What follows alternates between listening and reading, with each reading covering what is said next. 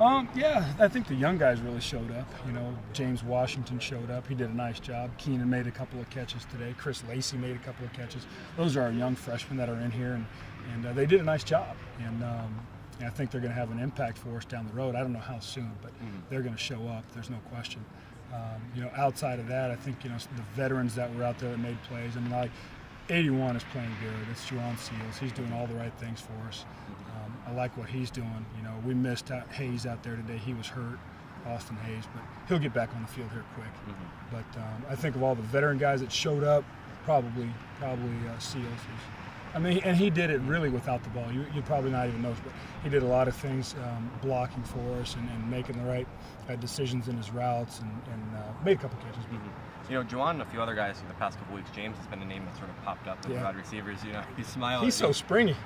Yeah. If you see him, he's just a bouncy guy, just the way he walks and moves and everything. He's ultra talented, and he's going to be a special player. I'd be absolutely shocked if he didn't show up in a big fashion for the next couple of years. So, and excited about him because he's a great kid too, just a wonderful kid to be around. But yeah, he's one of those kids that can just dunk it any way you want to see it. And I mean, I'm serious. He could throw it off the backboard and anything you want to see. And he's 5'11". Right. So to get up that high, you've got to have some ability.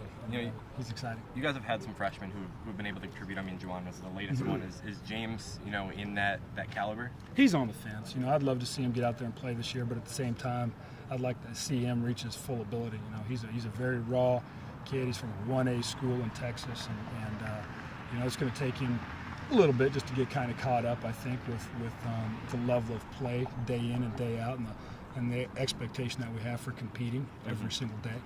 Not that he doesn't come to compete, because he does, but it's one of those grinds that you just got to get used to. Right.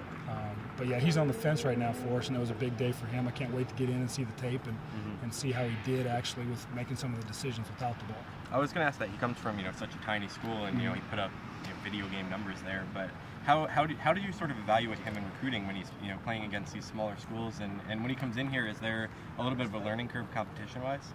It was hard. It was hard to evaluate him. One, there's not a ton of tape, so you're watching his basketball reels too, highlight stuff. I mean, it was all the small town stuff you could expect, and it was great though, because I love driving out there. 3.5 hours to go see this guy play, and it was fun. But he's one of those kids. I'll tell you, the thing about him is, I'd call him up and say, "Hey, what are you doing, Coach? I just got back from hog hunting."